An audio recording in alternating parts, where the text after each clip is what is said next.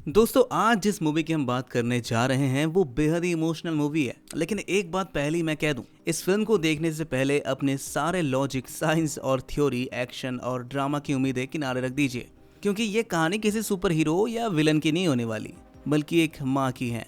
एक ऐसी माँ जो अपने बच्चे को मौत के मुंह से बचाने के लिए किसी भी हद तक जा सकती है। दोस्तों कहानी है सादगी से भरी एक फिल्म की, जिसमें हर दृश्य आपको अंदर तक झकझोर कर रख देगा। इस फिल्म की शुरुआत होती है एक बड़े से तोते को दिखाते हुए, लेकिन ये कोई आम तोता नहीं है। ये वही है जिसे लोग मौत का फरिश्ता कहते हैं। जी हाँ, जब भी किसी इंसान की मौत का समय नजदीक आता है तो ये तोता वहाँ पर पहुंच जाता है। इसका काम बस ये होता है कि उस इंसान की आत्मा को अपने साथ ले जाकर आफ्टर लाइफ यानी मरने के बाद की दुनिया तक पहुंचा देना। और फिर इसी शुरुआत के बाद हम मिलते हैं रोजी से, एक 15 साल की मासूम सी लड़की जो एक भयंकर बीमारी के कारण बिस्तर से उठ नहीं सकती। वो उम्र जिसमें बच्चे स्कूल जाते हैं, खेलते हैं, हंसते हैं, उसी उम्र में रोजी सिर्फ अपने कमरे की छत निहारती रहती है। डॉक्टरों ने जब जवाब दिया कि अब कुछ नहीं किया जा सकता, अब उसकी जो सांसें हैं वो कभी भी थम सकती है, लेकिन रोजी के पास है उसकी माँ जोरा, एक सिंगल मदर जिसके उसके अलावा कोई नहीं है। फिल्म में रोजी के पापा का कोई जिक्र नहीं है, न ये बताया गया कि उन्होंने जोरा को क्यों छोड़ा, ना ही ये कि वो जिंदा है या मर चुके हैं। लेकिन जो भी है,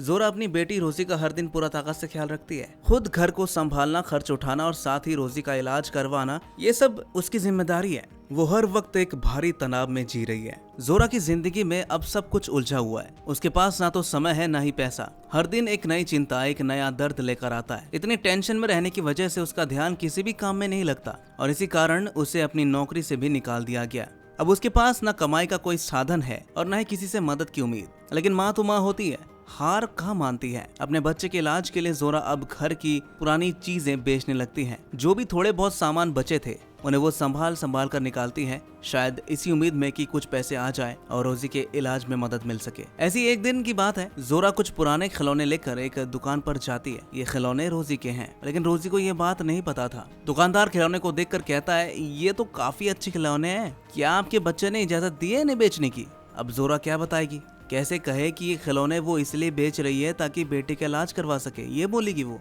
वो हल्के से मुस्कुराती है और बहाना बना देती है, नहीं नहीं, अब मेरी बेटी बड़ी हो चुकी है, अब वो इनसे खेलती नहीं है। दुकानदार को शायद कुछ पता चल जाता है, लेकिन ज्यादा कुछ कहे बिना ही वो खिलौनों के बदले कुछ पैसे दे देता है और जोरो वो पैसे लेकर घर लौटती है। एक छोटी सी जीत, एक माँ की बड़ी कोशिश। वहीं दूसरी तरफ रोजी के साथ बिली नाम की एक नर्स होती है। चूंकि जोरा सुबह घर से काम के लिए निकल जाती है और शाम को ही लौटती है, इसलिए दिन भर रोजी की देखभाल का जिम्मा बिली के ऊपर है। बिली पूरी ईमानदारी और प्यार से रोजी की हर जरूरत का ध्यान रखती है। लेकिन बिली को यह नहीं पता कि जोरा की तो नौकरी चली गई है। वो दिन भर कहीं बाहर बैठी रहती है, कभी पार्क में, कभी इधर उधर, ताकि शाम को घर लौटकर ऐसा लगे जैसे वो काम से आई हो। उसे डर है कि अगर रोजी को इस बारे में पता चल गया तो वो ज्यादा परेशान हो जाएगी। अब कहानी उस मोड़ पर पहुंचती है जहां चीजें और भी भावनात्मक और रहस्यमयी हो जाती है। जैसे एक दिन बिली कुछ सामान लेने के लिए कमरे से बाहर जाती है, उसी वक्त वो रहस्यमयी तोता उड़ते हुए कमरे में आ जाता है। वही तोता जो मौत का फरिश्ता कहलाता है। वो चुपचाप रोजी के पास आकर बैठ जाता है। रोजी जैसे ही उस तोते को देखती है, एक अजीब डर उसके अंदर समा जाता है। उसकी आंखों से साफ झलकता है कि उसे समझ में आ गया है, ये कोई आम तोता नहीं है, बल्कि वही है जो लोगों की आत्मा लेने आता है। यानी उसकी मौत अब वो काफी नजदीक है। वो डर जाती है और घबराहट में रोजी उससे कहती है, कौन हो तुम? लेकिन तोता कुछ नहीं बोलता। रोजी अपने डर को कम करने के लिए तोते को कहानियां सुनाने लगती है, शायद इससे डर थोड़ा कम हो जाए। चौंकाने वाली बात यह है कि वो तोता जो था वो दिखने में काफी डरावना और खौफनाक था। वो उसकी कहानी को सुनकर मुस्कुराने लगता है। वो हंसता है और धीरे धीरे दोनों में बातचीत शुरू हो जाती है। इसी बीच तोते की आंखों में भी एक अजीब सी उदासी झलकती है। तोता रोजी से कहता है, तुम जानती हो ना मैं क्यों आया हूँ? रोजी कहती है, हाँ बिल्कुल मैं जानती हूँ, लेकिन क्या तुम मुझे थोड़ी देर की मोहलत दे सकते हो? मैं अपनी माँ से आखिरी बार बात करना चाहती हूँ। तोता थोड़ा सोचता है, फिर मान जाता है। वो कहता है, ठीक है, बात कर लो। इसके बाद रोजी अपनी माँ को फोन करने की कोशिश करती है। वो बार बार कॉल लगाती है, लेकिन दूसरी तरफ से कोई रिस्पॉन्स नहीं आता, क्योंकि जोरा बहुत परेशान थी और वो उस वक्त कॉल रिसीव नहीं करती। और कई बार की कोशिशों के बाद भी जब कॉल नहीं उठाया जाता तो रोजी को बहुत दुख होता है। वो मन ही मन सोचती है, मौत का फरिश्ता मेरे सामने है और माँ मेरा फोन भी नहीं उठा रही है। गुस्से और निराशा में वो फोन को पटक कर तोड़ देती है और ये देखकर वो तोता भी चुप हो जाता है, क्योंकि वो समझ जाता है कि रोजी सिर्फ अपनी माँ से एक बार बात करना चाहती थी। फोन टूट चुका है, रोजी की आंखें नम है। तोता जो अब तक एक डरावना परिंदा लग रहा था, अब उसके अंदर से एक इंसानी एहसास झलक रहा था। वो तोता रोजी से कहता है, जानती हो मुझे हर बार एक आवाज सुनाई देती है जो बताती है कि किसकी जान लेनी है। मैं बस उस आवाज का ही पीछा करता हूँ। फिर वो धीरे धीरे से कहता है, मुझे ये सब करना अच्छा नहीं लगता। जब कोई कहता है कि मैं मरना नहीं चाहता तो मेरा दिल भी टूट जाता है। मैं मजबूर हूँ, मेरा काम यही है, मैं इसमें क्या कर सकता हूँ। इस बात पर रोजी थोड़ा मुस्कुराती और कहती है, मजबूरी तुम्हारी है पर डर तो मेरा है। दोनों एक दूसरे को समझने लगते हैं। अब वो तोता सिर्फ एक मौत का फरिश्ता नहीं लगता, बल्कि एक ऐसा प्राणी लगता है जो अपनी जिम्मेदारी के बोझ में खुद भी टूट चुका हुआ है। दूसरी तरफ जोरा पार्क में अकेली बैठी थी। पार्क में दूसरे बच्चों को उनके माँ बाप के साथ खेलता देखकर उसका दिल भर आता है। वो सोचती है कि क्या मैं एक अच्छी माँ हूँ? क्या मैंने रोजी को सब कुछ दिया जो उसे मिलना चाहिए था? उसका मन पुरानी यादों में चला जाता है, जब वो रोजी को स्विमिंग सिखाया करती थी, जब दोनों हंसते थे, खेलते थे बिना किसी चिंता के। इन ख्यालों में ही कब उसकी आंख लग जाती है उसे पता ही नहीं चलता। जब नींद से वो उठती है तो वो देखती है कि ये बहुत ही देर हो चुकी है। वो भागती हुई घर लौटती है और बिली से माफी मांगते उसे एक्स्ट्रा पैसे देती है कि आज देर तक रुकने के लिए धन्यवाद। बिली उसे एक बात कहती है, रोजी आपके साथ वक्त बिताना चाहती है। मुझे लगता है कि आपको उसके साथ थोड़ा समय जरूर बिताना चाहिए, न जाने कब क्या हो जाए। बिली की बात जोरा के दिल में चुभ जाती है। उसे लगने लगता है कि शायद वो सही कह रही है। बिली के जाने के बाद जोरा सीधे रोजी के कमरे में आती है। रोजी उसे देखकर हल्के से मुस्कुराती है और कहती है, माँ मुझे आपसे कुछ जरूरी बात करनी है। तोता जो था वो अब छुप चुका था रोजी के कान के पास, अपनी हाइट को छोटा करके, जैसे वो कोई फुसफुसाहट बन गया हो। वो धीरे से रोजी के कान में कहता है, अब बता दो अपनी माँ को कि तुम मरने वाली हो। अगर नहीं बताया तो दोबारा मौका नहीं मिलने वाला। डरते डरते कांपती आवाज में रोजी अपनी माँ से कहती है, माँ मैं मरने वाली हूँ। ये सुनकर जोरा सन्न रह जाती है। गुस्से और घबराहट के मिले जुले भाव से वो बोलती है, तुम्हारा दिमाग तो ठीक है ना? कैसी उल्टी सीधी बात कर रही हो? चुपचाप सो जाओ, कल सुबह आराम से बात करेंगे। इतना कहकर जोरा जाने लगती है। लेकिन तभी वो तोता बाहर निकल आता है और जोरा से कहता है, अपनी बेटी को अलविदा कह दो। हर जिंदा चीज को एक दिन मरना ही पड़ता है, किसी को जल्द ही किसी को देर से, लेकिन मौत को तो टाला नहीं जा सकता। ये सुनकर जोरा का सब्र टूट जाता है। वो गुस्से से चीख पड़ती है। वो कहती है, मैं इतनी मेहनत कर रही हूँ, हर दिन हर पल उसकी जान बचाने की कोशिश कर रही हूँ, और तुम होते कौन हो उसकी जान लेने वाले? वो तोते पर हमला करने की कोशिश करती है, लेकिन तोते पर इसका कोई असर नहीं होता।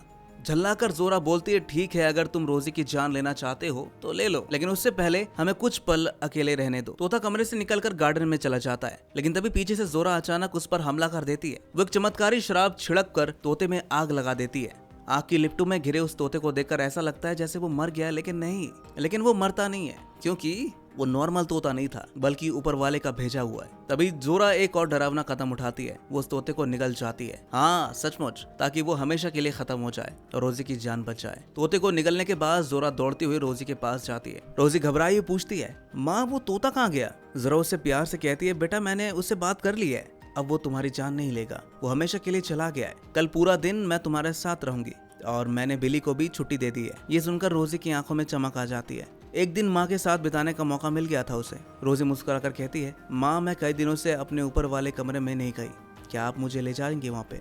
जोरा प्यार से उसे गोद में उठाकर अपने ऊपर वाले कमरे में ले जाती है, लेकिन जैसे ही रोजी उस कमरे में पहुंचती है वो हैरान रह जाती है। सारा सामान गायब था। वो हैरानी से माँ से पूछती है, माँ मेरा सामान कहाँ गया? क्या आपने नौकरी छोड़ दी है? और क्या आप पुरानी चीजें बेचकर ही घर चला रही हैं?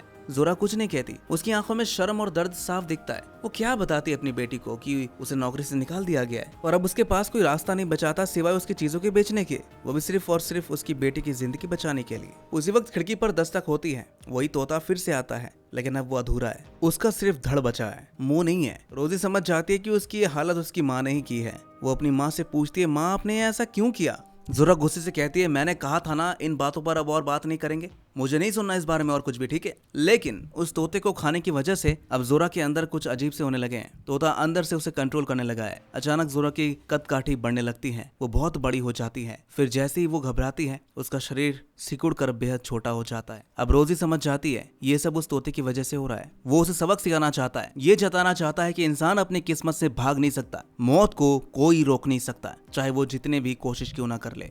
अब कहानी एक नई दिशा में जाती है। जोरा जिसे अब तोते ने अपने वश में कर लिया था अपने शरीर से बाहर आती है और रोजी को बाहर घुमाने ले जाती है। लेकिन अब ये सिर्फ एक माँ बेटे की सैर नहीं है, ये कुछ अलग है। तोता जोरा को उन लोगों के पास ले जाता है जो अपनी जिंदगी के अंतिम पड़ाव पर है। वो सब लोग बहुत ज्यादा तकलीफ में होते हैं, कोई इस बिस्तर पर है, कोई अस्पताल में है, कोई अकेलेपन से जूझ रहा है, ऐसा ही।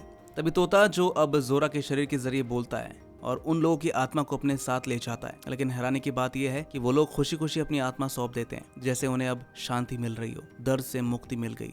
यही तोता जोरा को दिखाना चाहता था कि मौत से भागने में कोई समझदारी नहीं है। जब वक्त आता है तो इंसान को इसे अपनाना ही पड़ता है। जो इससे भागता है वो और ज्यादा तकलीफ उठाता है। जोरा, जो अब तक अपनी बेटी को बचाने की जिद में हर हद तक पार कर चुकी थी, अब खुद ही सोच में पड़ जाती है। उसके दिल में यह एहसास धीरे धीरे गहराता जाता है कि शायद वो तोता सही कह रहा है। अगर मैं रोजी को दुनिया के किसी भी कोने में छिपा दूं, तब भी क्या मैं उसकी मौत से बचा सकती हूँ उसे?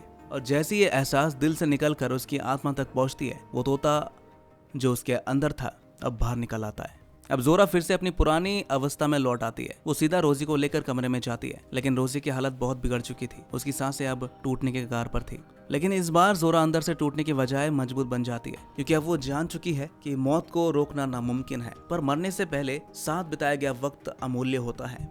वो रोजी के पास बैठ जाती है, उसका हाथ थामती है। रोजी मुस्कुराती है और कहती है, माँ, आज का दिन बहुत अच्छा है, मुझे अच्छा लगा आपके साथ रहकर। और फिर रोजी अपनी माँ से बात करते करते धीरे धीरे अपनी आखिरी सांस लेती है और दुनिया से विदा हो जाती है। उसी पल वो तोता भी चुपचाप वहाँ से चला जाता है, जैसे उसका काम अब पूरा हो चुका हो। रोजी के जाने के बाद जोरा एकदम अकेली पड़ जाती है। वो पहले ही जीवन की मुश्किलों से परेशान थी, लेकिन अब अपनी बेटे के बिना उसका मन और भी सूना हो गया है। दिन रात डिप्रेशन में डूबने लगी वो। फिर एक दिन उसी कमरे में जहाँ कभी रोजी लेटी थी, अचानक वही तोता फिर से प्रकट होता है। जोरा उसे देखती है और कहती है, क्या अब तुम मेरी जान लेने आए हो? अगर हाँ तो बहुत अच्छा है, मैं मरना चाहती हूँ ताकि आफ्टर लाइफ में मैं अपनी बेटी से मिल सकूं। उसकी आंखों से आंसू बहते हैं। वो बोलती है, मैंने रोजी को कई बार गुस्से में डांटा है, कई बार उसका ख्याल नहीं रखा, लेकिन अब मैं उसे खुश रखूंगी, बस मुझे भी ले चलो। लेकिन अब वो तोता कुछ नहीं कहता। उसकी आंखों में एक चमक होती है और फिर अचानक उसके अंदर से रोजी की आत्मा की आवाज आती है, माँ प्लीज, अपने लिए मत सही पर मेरे लिए खुश रहिए। मैं यहाँ बहुत खुश हूँ। वहाँ जमीन पर मैं बहुत तकलीफ में थी, बिस्तर पर पड़े रहना, हर चीज के लिए किसी पर निर्भर रहना। मैं थक चुकी थी माँ, लेकिन अब मुझे कोई दर्द नहीं है, सिर्फ शांति है। जोरा की आंखों से आंसू बहते हैं। रोजी की आत्मा फिर कहती है, माँ, वादा करिए मुझसे, आप हमेशा खुश रहेंगे, क्योंकि अगर आप दुखी रहेंगे तो मुझे भी अच्छा नहीं लगेगा। ये सुनते ही जोरा का दिल हल्का हो जाता है। उसकी आंखों में एक नई चमक आ जाती है। तोता मुस्कुराकर वहां से गायब हो जाता है, जैसे रोजी अब हमेशा के लिए आजाद हो गई हो। और फिर जोरा खुद से कहती है, अब मैं रोजी के लिए जीऊंगी, मैं उसकी तरह मुस्कुराऊंगी, मैं अपने जीवन को एक नई दिशा दूंगी। यही मेरा वादा है अपनी बेटी से। और इसी के साथ ये मूवी यहीं पर खत्म हो जाती है। दोस्तों, अगर आपको ये कहानी अलग लगी हो, दिल को छू गई हो, तो उसे जरूर अपने दोस्तों के साथ शेयर करें। और अगर आपने अब तक चैनल को सब्सक्राइब नहीं किया तो प्लीज करिए, क्योंकि हम लाते रहेंगे ऐसे दिल छू लेने वाले किस्से। मिलते हैं अगली वीडियो में, तब तक के लिए थैंक यू इस वीडियो को देखने के लिए।